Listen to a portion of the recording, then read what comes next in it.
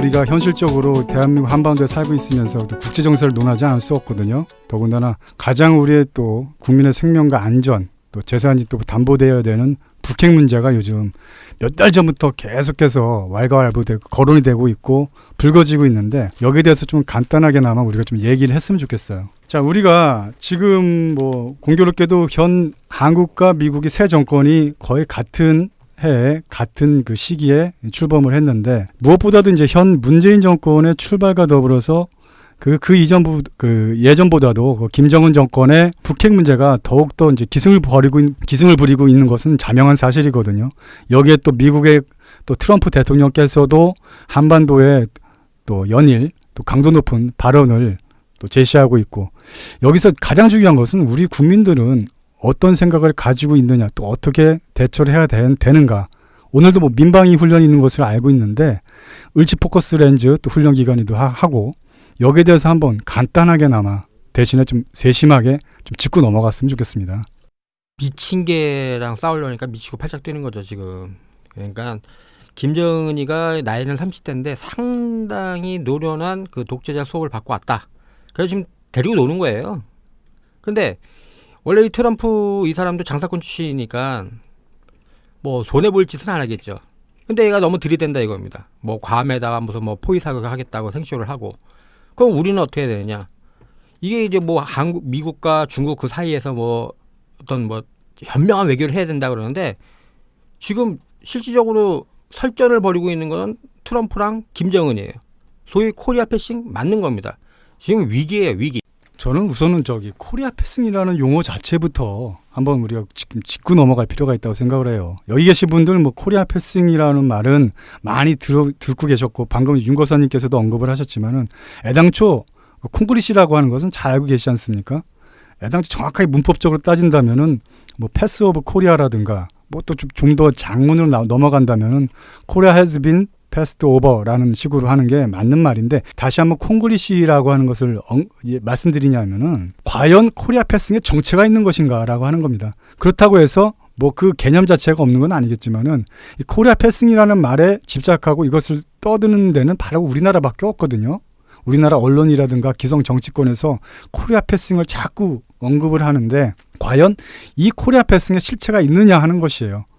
예, 물론 윤 거사님 말씀하셨겠지만 그 미친 개가 그 자꾸 그 불놀이를 하려고 하는 건 사실입니다. 근데 왜 얘네들이 하려고 하는 것인가 정확하게 좀 알고 넘어가야 될 거라고 생각을 하거든요. 저는 이게 뭐냐면 얘네 원래 저거는 계속 좀 지금까지 계속 추구했던 게 김일성부터 추구했던 게 통미봉남입니다. 그렇죠. 그거를 이번에 완전히 기회를 잡은 거예요. 뭐 여기서 미국이 때리려고 하면은 대한민국에서 뭐 하지 말아야 된다. 전쟁은 절대 안 된다. 이래버리니까 그래? 나는 너랑 상관없어. 그리고 김정은 입장에서는 장사가 되는 게 내가 핵 보유국의 지위를 얻는 것이 진짜 남는 장사지 그 알량한 대한민국에서 뭐 경제적 지원을 받는다고 몇 푼 받는다고 해서 걔네들 그렇게 만족할 만한 그릇도 아니고 걔네들은 상당히 큰 틀에서 놀고 있는데 우리는 지금 뭐냐면은 뭐 전쟁은 절대로 안 된다. 물론 전쟁 나면 안 되겠죠. 안 되는데 전쟁을 해서라도 한다는 각오로 해야지. 옛날에 카터가 뭐라 했습니까?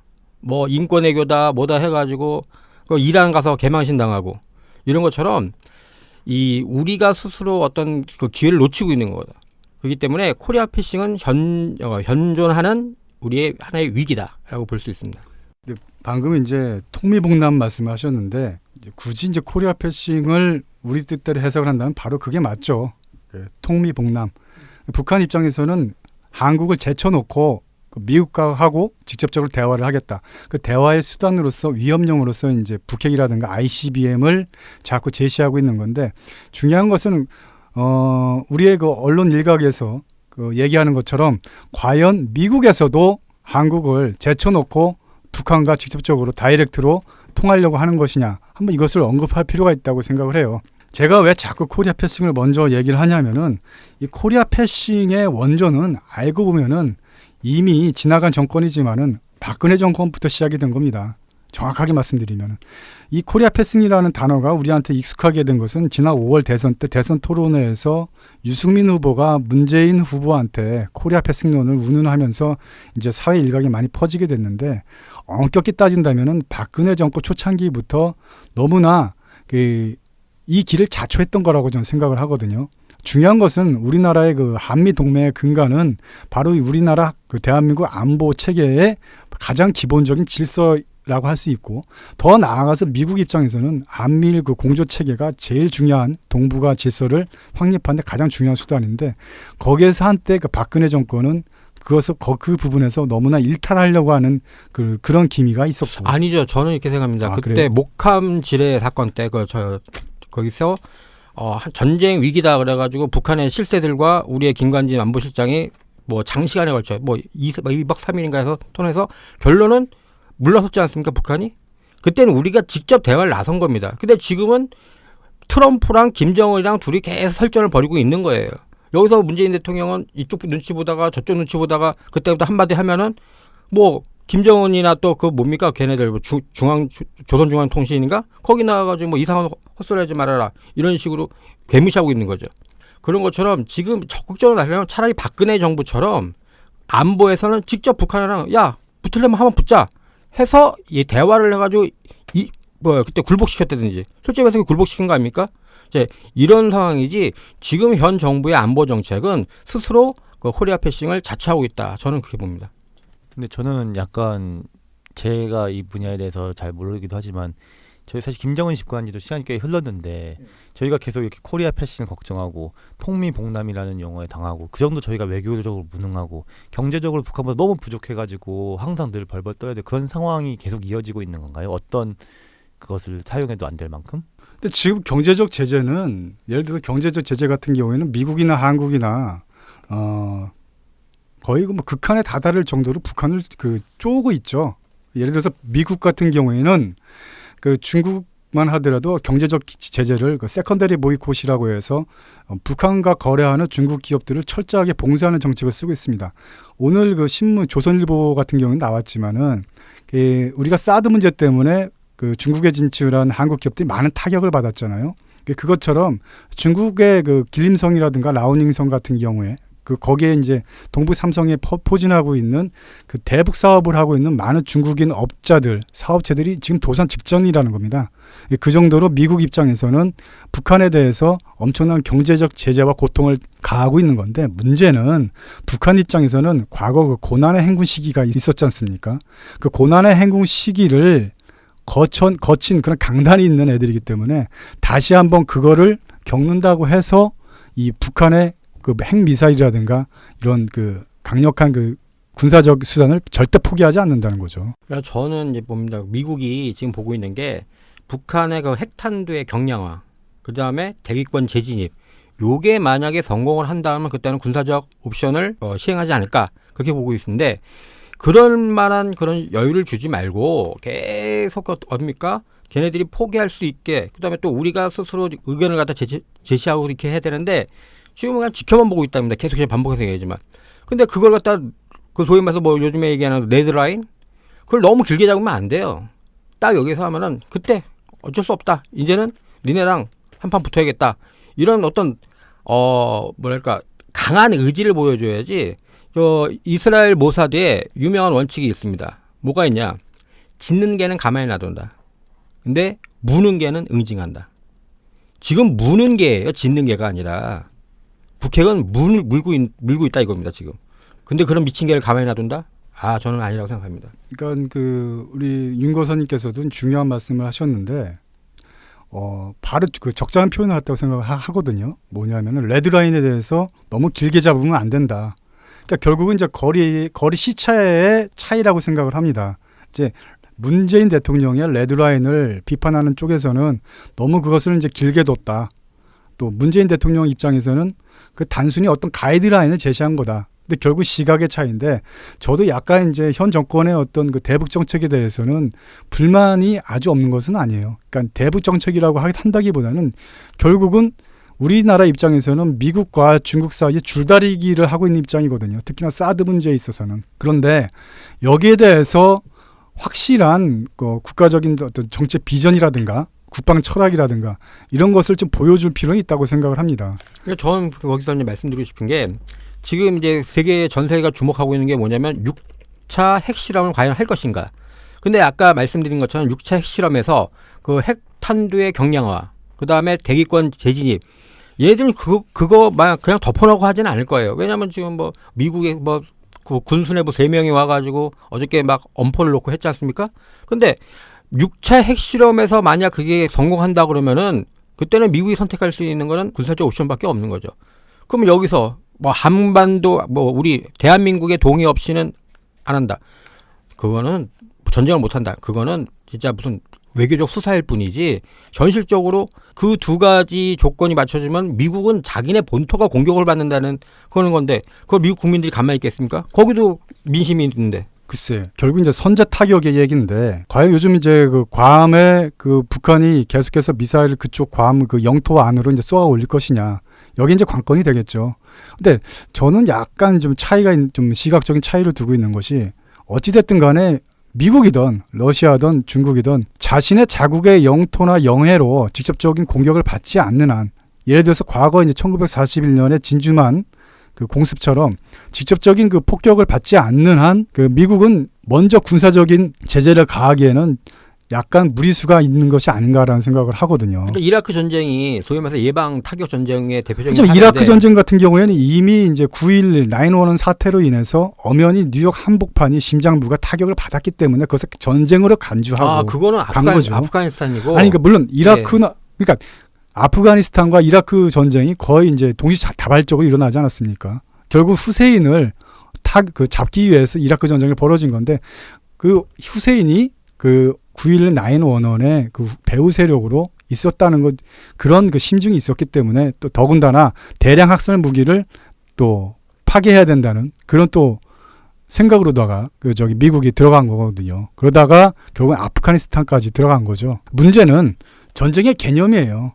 그러니까 미국이 물론 그 미국의 심정은 압니다. 뭐 저희도 조마조마하죠. 하와이든 괌이든 사이판이든 그 자국의 영토로 미국 그 미사일이 날아드는데 과연 어느 나라 가만히 있겠습니까? 그때는 당연히 치고 가야 되겠지만은 저 공해상으로 미사일이 떨어진다고 한다면 그것만 가지고 동북아의 어떤 전쟁으로 불거질 수 있는 그 군사적인 선제 타격이 일어난다? 글쎄요. 여기에는 우리나라뿐만 아니라 일본이라든가 중국, 러시아, 더 나아가서는 동남아까지 미칠 수 있는 파급 효과가 정치 경제적으로 너무나 크기 때문에 아주 신중하게 들어가야 된다고 생각합니다. 저는 말씀드리지만 전쟁은 안 일어나야 하지만 먼저 우리가 전쟁은 안 된다. 그 의지보다는 우리도 전쟁은 할 수 있다.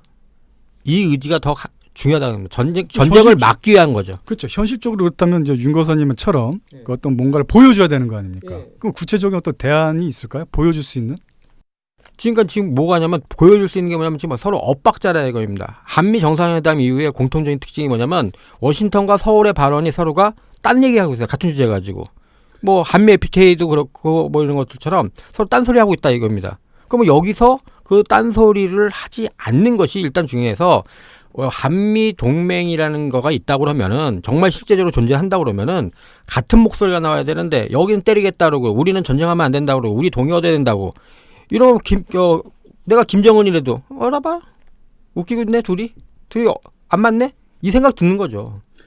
저는 역으로 그게 외교를 잘하고 있다고 생각했는데요. 꼭 왜냐면 외교가 정상회담 이후에 같은 목소리가 나온다는 거는 어느 한쪽으로 타협을 완벽하게 봤다는 얘기인데 사실 국익이라는 것이 각자의 입장이 있는데 완벽하게 일치할 수 없는 거 아닙니까? 근데 국익이라기보다는 저는 국익 입장이 중요한데 동맹이잖아요. 동맹이 뭡니까? 어떤 주제에 있어서 같은 입장을 취하고 하는 거죠. 근데 지금 전쟁이라는 어떤 우리 전체 한민족의 한반도의 위기 상황을 얘기하는 데서 우리 실질적으로 같이 안보를 맡고 있는 한미 동맹이 그 주제에 대해서 또 딴소리를 하고 있다. 저는 전쟁을 하자는 게 아닙니다. 우리가 스스로 뭐 옛날에 누굽니까 영국의 체인벌린처럼 히틀러 달랜다고 가가지고 하다가 결국 2차 세계대전 맞이했어요. 그렇죠? 그런 것처럼 근데 자꾸만 유아 걔네들은 아까도 했지만 우리 안중에도 없어요. 걔네는 그냥 미국한테 핵 보유국 지위 나 그것만 인정받으면 그때부터는 마음대로 거기서 뭡니까 게임 체인저가 되는데 이런 거기 때문에 유화 정책이라고 말씀하셨지만은 이제 과거 챔벌린 수상 시절에 그 히틀러 대유화 정책하고는 약간 좀 궤를 좀 달리해야 되는 거라고 생각을 하거든요. 우선적으로 지금 이제 김정은이가 북한 미사일을 계속 날리고 있는 것은 어떤 잽을 날리면서 뭐 간을 보는 것도 아니고 뭐냐면은 대화 제시용이에요. 이걸 가지고 나는 이 정도 인도나 파키스탄 애들처럼 나도 이스라엘처럼 나도 핵을 날릴 수 있다. 여기에 대해서 대화 카드로서 이용하려고 하는 것이지. 그러니까 그렇죠. 미국과 대화한다는 거지 대한민국과 대화한다는 건 아니지 않습니까? 저도 현 정권 아까도 말씀드렸지만은 현 문재인 정권의 확실한 스탠스가 좀 필요하다고 생각을 해요. 뭐 중국이 옆에 있기 때문에 그 한미 동맹 체계를 벗어나서 과연 너무나 좀 중국을 의식하는 행보들을 너무나 좀 많이 좀 보이고 있다고 생각을 하고 있거든요. 거기에 대해서는 저도 윤 거사님하고 좀 입장이 같습니다. 한미 동맹이 결국은 우리나라 안보 체계의 근간이라고 한다면은 공동 스탠스를 무조건 그 우리 김병묵 기자 말처럼 미국과 공동 스탠스를 똑같이 갈 수는 없겠지만은 최소한도의 입장 표명을 해야 된다고 생각을 해요. 근데 이번에 그 사드 문제도 그렇고 결국 보자고요. 얼마 전에 또 뭐 ICBM 문제가 또 불거지고 하니까 결국은 뭐 환경 영향 평가는 평가대로 가되 사드 1개 포대를 다시 또 추가 배치를 하지 않았습니까? 이건 뭐에 대한 방증이냐 하면은 이러니 저러니 해도 결국 믿을 것도 사드밖에 없다는 얘기예요. 그죠? 지금 예정보다 사드가 하나 1개 포대가 더 나갔을 때는 대안 제시가 그거밖에 없다는 얘기거든요. 그러니까 문제는 중국 문제가 걸쳐져 있기 때문에 한국 정부로서는 좀 미국도 달래주고 중국도 의식을 해야 된다는 이런 선상에서 가다 보니까는 애매모호한 길을 갈 수밖에 없는데 거기서 미묘한 차이점이 뭐냐면요. 한미 동맹과 그다음에 중동맹 걔네들 보면은 중국은 한 번도 전쟁의 가능성을 갖다 부정한 적이 없어요. 그 분야만큼은 김정은과 시진핑은 일치한 발언이 나왔습니다. 만약에 뭐 북을 공격한다 우리는 그거에 대한 반격을 하겠다. 그런 얘기를 했는데 우리는 한쪽은 치겠다. 한쪽은 안 된다. 거기서부터 차이점이 있는 거죠. 저는 어떤 의미로 자존심이라든가 여러 가지 심정적으로 우리도 들어서 핵 가지고 막 그 북한이 감히 우리를 니들 따위가 패싱해라고 하고 싶지만 잃을 게 너무 많기 때문에 중국이나 뭐 북한은 말이야 막 마음대로 할 수 있습니다만 저희는 반대로 잃을 게 너무 많기 때문에 그런 거 아니에요? 저는 아까도 말씀했지만 박근혜 정부 때 그 지뢰 사건으로 전쟁 일보 지적까지 갔지 않습니까? 그때처럼 단판을 우리가 가서 져야지 자꾸만 트럼프가 뭐 하는 그거는 그 사례는 아니 된다는 겁니다. 근데 왜 우리는 그 얘기를 안 하는 겁니까?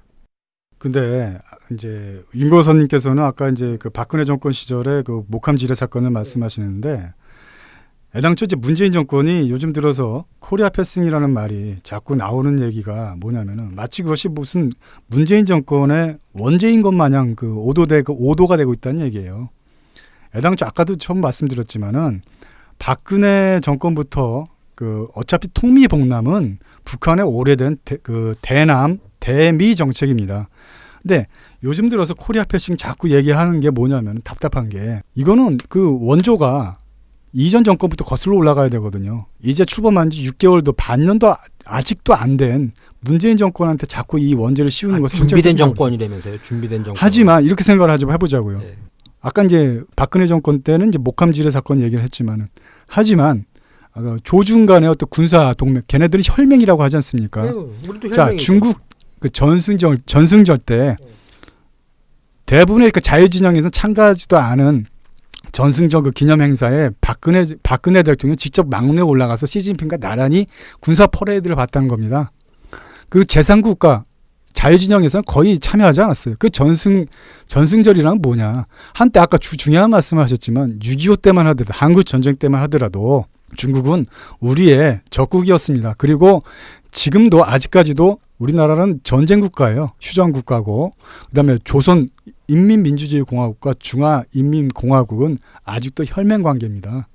그렇기 때문에 엄밀히 따지면은 북한 못지않은 그 적성 국가라는 거예요. 중국은. 근데 그럼에도 불구하고 박근혜 정권 때는 박근혜 대통령은 바로 중국의 전승절 행사에 참여했다는 것 자체가 그때 많은 혼란을 야기했다는 겁니다. 그때부터 우리의 어떤 그 보수층의 많은 이제 그 질타를 받았었죠 그 당시에. 네네. 네. 이렇기 때문에 코리아 패싱 저는 뭐 너무나 이제 문재인 정권의 현 정권에 경도돼서 말씀드리는 게 아니라 코리아 패싱을 운운하려면은 이전 정권부터 우리가 다시 한번 다스려 봐야 된다는 것이고요.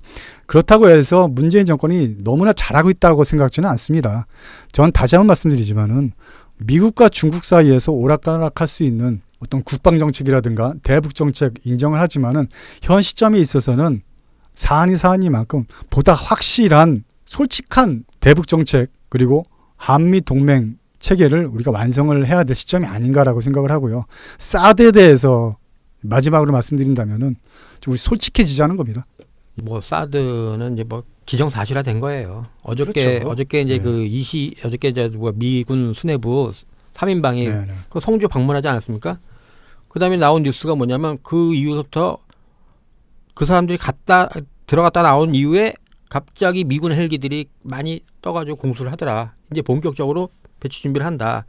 근데 이런 현실을 하면서 왜 말과 실제로의 행동은 다르면서 이건 7월 29일 날 임시 배치해라. 왜 북한에서 뭡니까 그 화성 14호가 발사하니까 그 전날 그거 뭐 환경 평가에 대해서 얘기를 못 박았어요. 근데 딱 걔네가 발사하니까 바꿔. 이게 오락가락이에요. 그러다가 또 정말 6차 핵실험 한번 했다고 칩시다. 근데 거기서 말대로 아까 말대로 대기권 재진입까지도 성공했다. 그때는 우리의 의사와 관계 없다는 겁니다. 제가 볼 때는. 예, 옳으신 말씀이고요. 뭐 조만간에 우리 김병목 기자가 뭐 성주로 이제 출장 갈지도 모르겠습니다만은 글쎄요, 저는 이 시점에서 뭐 그동안 사드 배치된다, 안 된다 많은 말들이 많았지 않습니까? 근데 결국은 사드 배치로 가는 게 아닌가, 가고 있고 방향성 글로 잡고 있는 것이 아닌가라고 생각을 하고요.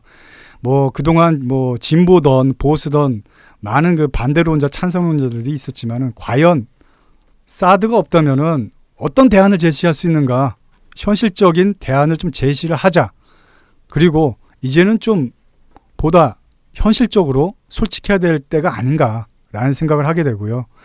이 사드 이전에 요즘 뭐 전술핵 배치 문제도 많이 나오고 있지만은 전술핵 배치 문제에 대해서는 보다 그런 의미에서 신중해야 될 자선책이 아닌가라는 생각을 하게 됩니다. 그렇기 때문이라도 우리가 좀 현 정권이라든가 뭐 야당이라든가 좀 확고부동한 대안 제시와 더불어 현실적인 얘기들을 했으면 좋겠어요.